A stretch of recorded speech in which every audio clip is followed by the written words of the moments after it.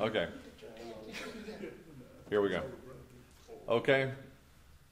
My name is Brian Hanks. I'm the Public Information Officer for Lenoir County. Thank you so much to all our media for coming out here today to help spread the message of what is going on here in Kinston and Lenoir County.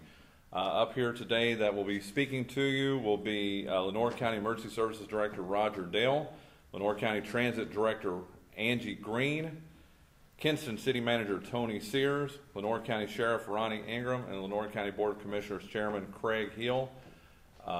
This is your opportunity. That's the reason we put this together, is to give you that one-shot opportunity to be able to speak to as many of these officials as you can at one time. So whatever questions you have, please go ahead and ask them right now, so when we get through, they can go ahead and get back to the hard work that they're doing everywhere that they're going. So first, this is Lenoir County Emergency Services Director Roger Dale. Thank you, Brian. Good morning. Quick update on where we're at here in Lenoir County in the city of Kinston. Our river level right now is between 22.7 and 22.9. We are still expecting it. The forecast is still to continue to rise to 25 feet sometime Saturday morning. Typically for us here, it gets to that peak at 25 feet in this case. It's going to stay at that level for 12 to 24 hours, and then it will start slowly receding. That we're expecting, every indication that we're getting from the forecast is that it will remain at 25 feet. Some things we have in place. We have a lot of assets over on the south side of our county. Again, because we have population over there, we wanted to ensure they had medical care, food, water. I think there's even a pet shelter over there. Continia Creek, we get asked a lot of questions about Continia Creek up in the northern part of our county. It looks like it crests sometime overnight, early this morning. It looks like it is stabilizing some. There is flooding over there, but everybody should be out.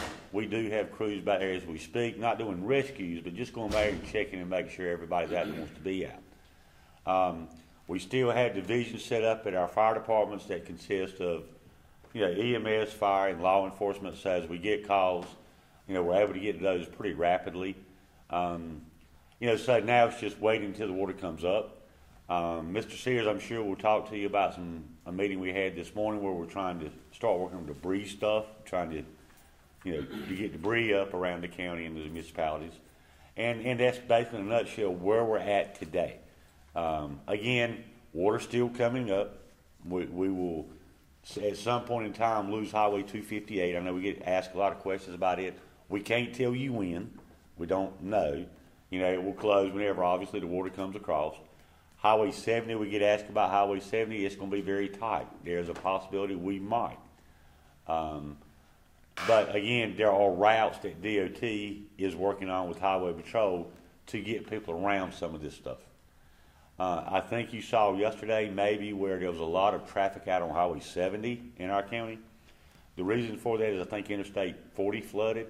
So an alternate route to get to Wilmington, it had people coming down 70 to Highway 258, to Highway 17, and then back into Wilmington. So that's why that was.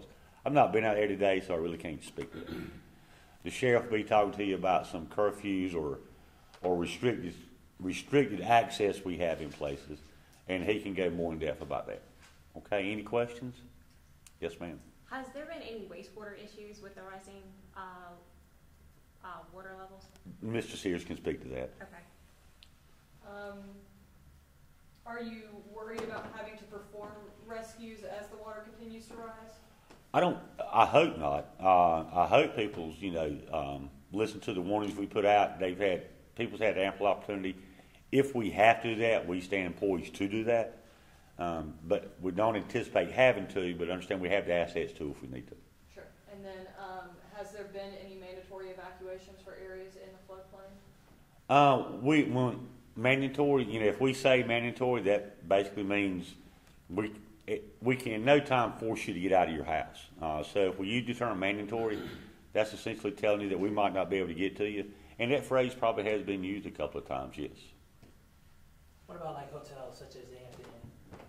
The what now? Hotels like Hampton Inn. What about it? Like even though there aren't any mandatory evacuations, it's just if the flood level rises, like will there be evacuation of the hotels? Then the hotel would have to evacuate their occupants.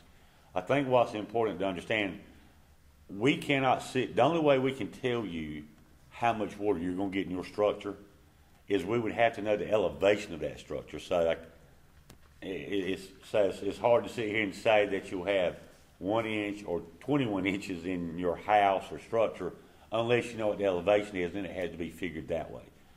We can just tell you from past experience what it looks like it's going to do. But understand each flood is different. You know, things that happened in Matthew and water went places we didn't think it was going to go in Matthew, I'm sure the same thing will happen here. But at the end of the day, the forecast is still about 25 feet. Yes, ma'am. And speaking about Matthew, are you seeing any similarities? Are we what? Are you seeing any similarities? As far as the flooding? Yeah, any early similarities? Actually, this flood for us, if people remember, the way I'm kind of equating it is in '96 we had Hurricane Fran, and our river levels got to 23.3, and then in '99 is when we had Hurricane Floyd, which everybody remembers. Our river levels got to 27.7, and then in Matthew, of course, in 2016 it got to 28.3. So we're saying we're halfway between Fran and Floyd. Now, one lucky thing for us, and you know, with the county officials and the city officials behind us, one thing that both entities have done a lot of is a lot of mitigation work. So after Floyd, we started after Fran, but after Floyd, we really started buying properties. You know, we got money from FEMA to come in and buy up properties. So both the city and the county have moved a lot of people out of this floodplain. So that helps us a lot whenever we start getting into this. So we won't have the number of people affected like we used to would back before that. So it shows that mitigation really pays off. And now we will have businesses that flood. Certainly we will. And they are working hard getting their business prepared to get merchandise and stuff out. But anyway, as far as our 1 and 2 family dwellings, a lot of work's been put into trying to mitigate, buy them out, and get them out. Do you have any numbers on rescues that we performed in the county? No, Eddie, we don't. I mean, I could sit here and give you a number would be correct. I can tell you it was, I mean, you know, it was 100 plus that would have been done between both the city of Kinston and then areas out in the county. And those areas out in the county would just depend on where the flash flood happened, and it was scattered. It was scattered all throughout the county. The shelter's still open at LCC. We have, it's fluctuating between 150 to 170 people out there. We do have Lenoir County residents, obviously, but we also have some from Jones County, and I think there might be a couple from Craven County, but they're being taken care of by the Red Cross.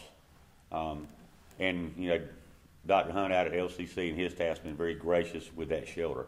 It's a very nice shelter, has generator backup, so that shelter will remain open for a while, obviously.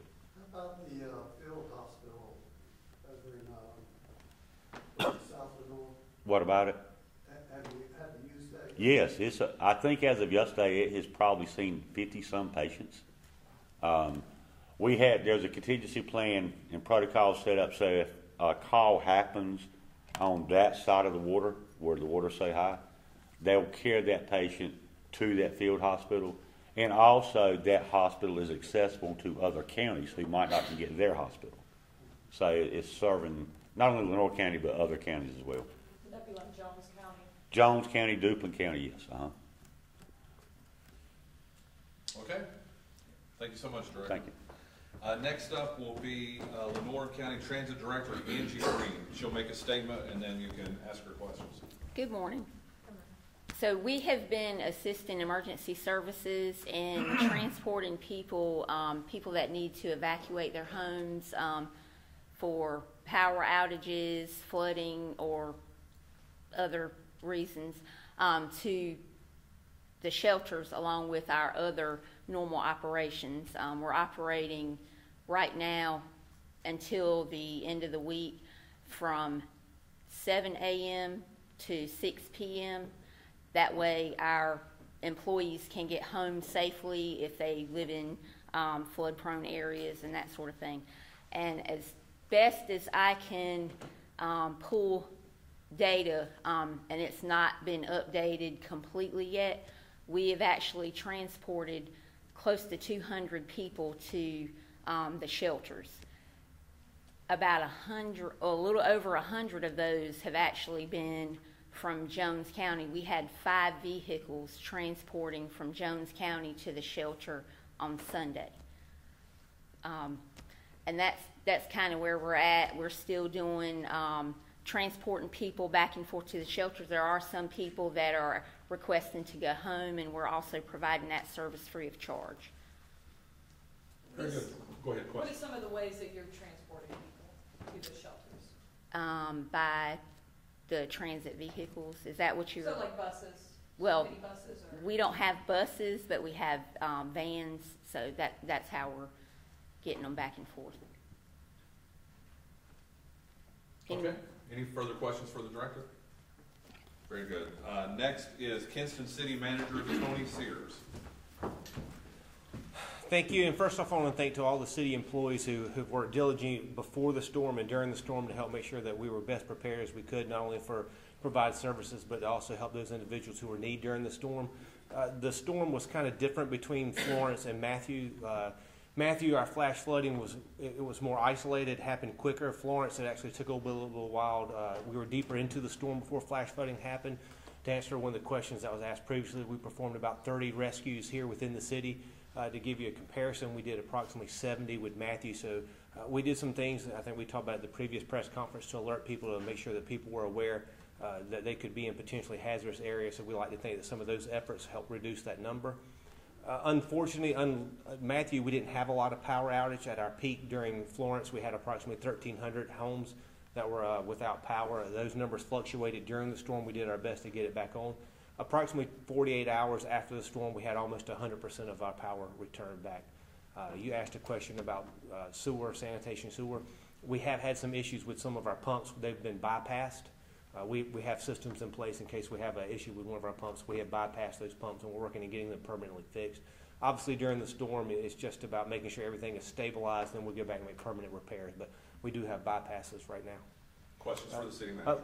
Before we get that, the other thing that Mr. Dale talked about is starting next Wednesday, our commercial contractor's going to come in and start talking about debris removal. And that's one of the things that we didn't have a lot of during Matthew that we have during Florence is the amount of the wind damage that we had, the amount of debris that's down, whether it's whether you've lost shingles from your home or you've had other construction debris, or if it's just limbs or leaves that are out. You're going to start putting those out starting next Wednesday. The contractor will be in to begin that cleanup. We do ask 2 things: that you have to get that to your curb. FEMA is not going to reimburse us for allowing them to go on your property. The contractor will not go onto your property. So if you have a large down tree, if you have a pine tree that's sizable in diameter, you're going to need to get that to the road in order for us to remove it. We can't go on your property. We know that we'll have individuals who that will be difficult for them, may not have the equipment and may not have the manpower to move it, but unfortunately we cannot go on your property. Also, when you start putting that at the curb, we're going to need you to separate that. You can't just take it all as one lump sum to the landfill. You're going to need to separate trees and limbs in one pile. If you have construction debris, you need to put that into a separate pile, and they need to have some space in between it, which makes it easier for the crews to come by and clean that up. The better it's separated, the quicker we can go through and get this process cleaned up throughout the city. Are there any early estimates for how much the damage that y'all have seen is going to cost to repair? We don't know. Still have most of our residents have had the ability to return. It'll still be a couple more weeks, if not a month, before we start getting all that information and data back in so we can get a number for you. You said at your peak 1,300 were without power. How many do you still have without power? A handful. Only those individuals who have not had their power restored, had their services to their house damaged, so they're going to need to get an electrician to come in and then be re-inspected. For the storm drains, what are you guys kind of doing about clearing those out? Absolutely. You don't want another rain event to come behind this and cause additional flooding. So one of the things that we've already started doing is we have street sweepers. We have a stormwater crew. They're out currently working right now trying to make sure that those storm drains, those catch basins are in proper working order and getting them cleared away. So if you have another regular rain event that happens, that we limit the amount of flooding we see. What happened to the telephone system throughout the city? Yeah, the telephone system is down, and it's currently still down. That's a great question, Eddie. Thank you. If you need to contact the city of Kinston, whether you have a power outage and you're saying, hey, how do I contact, or you're one of those individuals who currently have a power outage and you're trying to get that home inspection, there's two ways we ask you to do that. You can go to the City of Kinston Public Services Facebook page or Twitter account, and we have someone who's manning that 24 hours a day, someone who's going to be responding to you. You can also go to the City of Kinston's webpage. Up there on the very top, we have a place where you said report a concern. You fill that out. We have someone who's constantly monitoring. When you click on that, it sends an email internally. We have somebody who's monitoring that as well. The phone systems have been down, but that's not a system that's an issue for the city. Our phones are up and working. The problem is a CenturyLink, so it's not an internal issue, it's an external issue. Yes, I ma'am. have a question about bridges. Are you the right person for me to ask that? Depends on which bridge you have. As long as it's in the city. King Street. The King Street. At 28.3, which is where we were during Matthew, we were really within just 2 or 3 inches of that affecting that bridge. At 25 and a half, the Queen Street Bridge should not be affected where you'd have any closures. King Street? King Street, yeah. Okay, my question is, yesterday when I was out there, I noticed from the different columns, on one of the columns, the space is a little bit bigger than the others. I didn't know if that was due to flooding or if that was just the way it was designed. It's just a design. Okay. Yes, ma'am? Any curfews in effect? The city of Kinston does not have any current curfews. That ended the night before. For possible reflooding just from cresting and things of that nature, what neighborhoods are you guys kind of monitoring to make sure that no flooding happens again? Correct. So we came in on Saturday and Sunday and did inundation maps, and those are maps where you can determine where the flood level, the water level is going to rise. Back to Mr. Dell's point, we've had so much buyout from 99. Again, the city and county have over $6 million worth of buyout just from Matthews. So we don't believe at the 25.5-foot mark that we're going to have any residential flooding because, again, the individuals who would have flooded no longer live in those houses or in those areas. Okay. Any further questions? Thank you so much, sir. Thank you. Next up will be Lenoir County Commissioner. I'll tell you what, let's go ahead and get Lenoir County Commissioner Preston Harris. No. You'll make a statement and then take questions. Well, the county commissioners have been working diligently with all of the other government agencies within Lenoir County to make sure that all of our people are safe, that all the hazards have been addressed, and we look forward to continually monitoring that. Our county commissioner chairman, Mr. Craig Hill, has been at the forefront, and he's been leading the way in our efforts. And so we're working diligently with all of our county services. Okay, questions? Okay. That's good. That was very good. Thank you so much, Commissioner. Lenoir County Sheriff Ronnie Ingram. Good morning. Just a couple of things to, excuse me, to update on barricades. We were receiving a number of complaints about people driving around barricades. As we said earlier, the barricades are there for a reason, and we certainly ask people do not move or drive around barricades, because beyond that barricade, there's going to be some form of, whether it's lying down, road washed out, water in the roadway. We ask people don't drive into deep waters. You can't see the pavement. You don't know what's there, whether the road's washed out or not. So we use the term, turn around, don't drown. We cannot stress that enough, and yet, even as late as yesterday evening, we're still having issues with people driving around barricades. Please do not drive around barricades. The issue about the curfew ended at 0700 yesterday morning. There's not a curfew in effect. However, in the flood areas, we do have restricted access. If only the residents are able to go into these areas. So if you don't live there in these areas, do not be in these areas where the water is still standing. We cannot stress that enough. We will not take this lightly.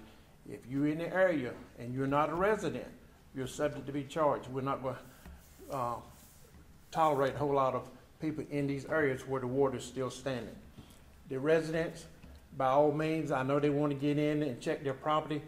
They have every right to do so, and they can do so freely. There was a question about a couple days ago when we weren't sure on what the flood level was going to be. We moved all our inmates out to safer grounds. They went to other areas. We could not take a chance on waiting till the last minute and not be able to get them out. So there will be no visitation. There will be no visitation Thursday or Friday at the Lenoir County Jail. Just want to make that clear. All the inmates are safe. They're in other counties. We'll be bringing them back just as quickly as we can. All right. Okay, questions for the sheriff?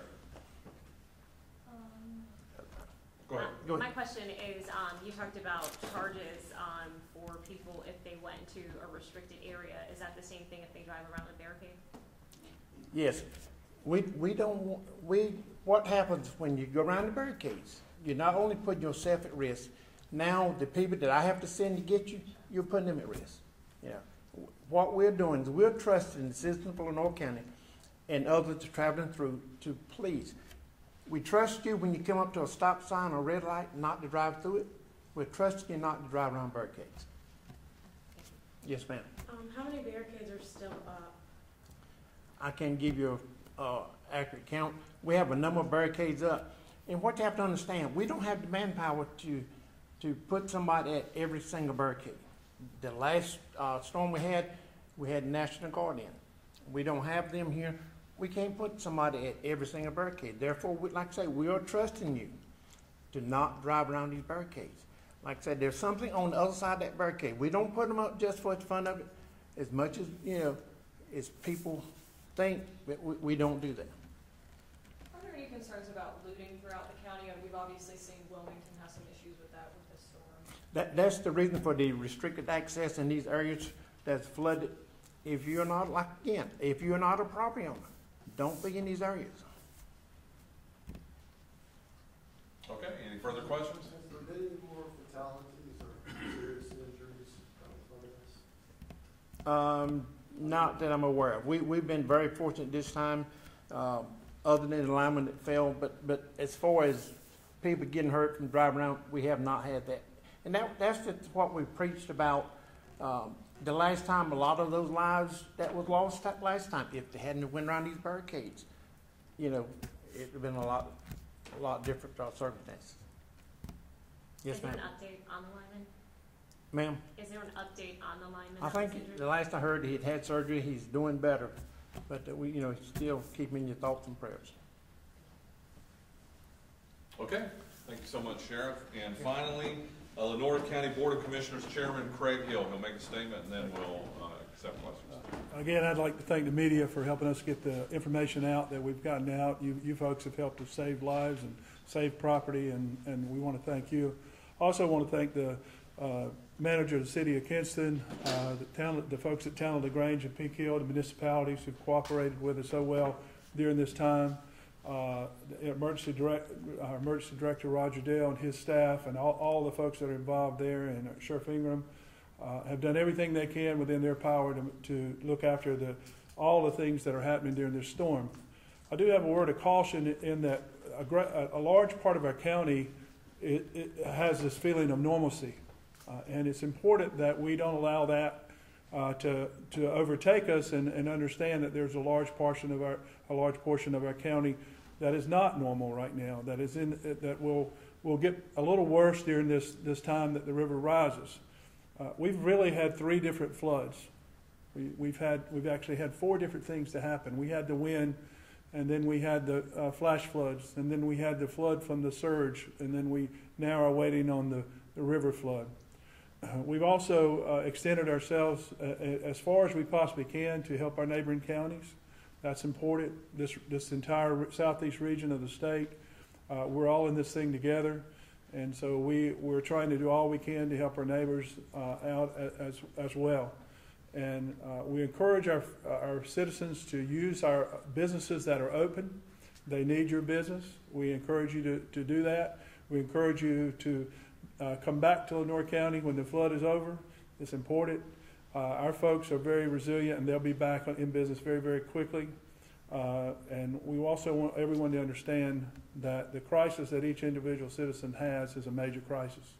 It's not a minor thing for a person to lose part of their home or all of their home, or to lose a pet, or to lose a loved one, or anything like that. It's a major crisis for that individual. And so our response has been designed not only around the totality of the storm, but each individual that's affected by the storm. So we thank you again, the press, for what you've done helping us get that information out and minimize that as much as we possibly can. So thank you. Questions for the chairman? I know this isn't over yet, but have you started thinking about what you learned from this storm that you can apply for the coming years? Yeah, one of the things that I think that I'd like to see, and one of the thoughts that I hadn't had in previous storms was maybe we can request from legislators that a law be placed in that every school that's built in eastern North Carolina in the future has a transfer switch and a generator placed in it, so that we can have. That's just something that we ought to do better.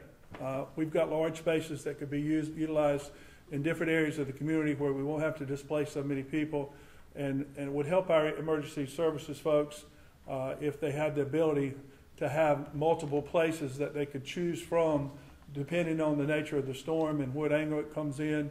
And I think every community like that is out there. So we'll be working with our legislators along that.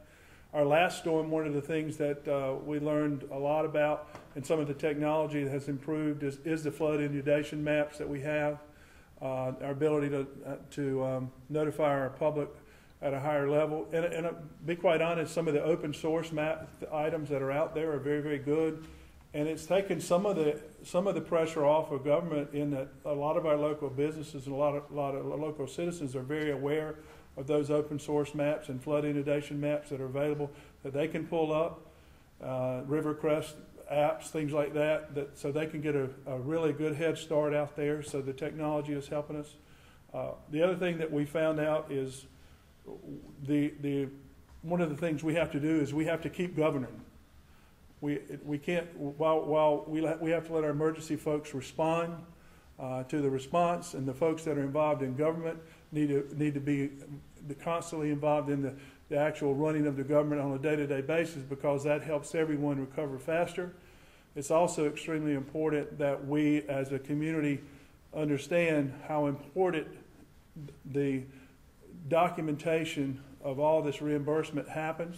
And it's also important that, as much as we all complain about our taxes, your tax dollars are at work at the highest level in southeastern North Carolina right now. You can see it from where we're standing now to the very tip of Wilmington, to Fayetteville, to Trenton. You can see those tax dollars at work, and it's extremely important that we look after the safety and well-being of our citizens. So, yes. Is there any way of discussing with DOT about more access to the southern portion of the county? Yeah, I'm sure they are continually trying to do that. More access for who? The southern portion of the county, yeah. Where you only have 11 and 258. Should the river go above the point where we're actually trapped off? That conversation continues to go on. One of the things that may assist that is if the southern bypass, and when it comes through, that would allow us to have, it would be an elevated road. It would give us more access and less likely to be underwater. So that would help in many, many ways.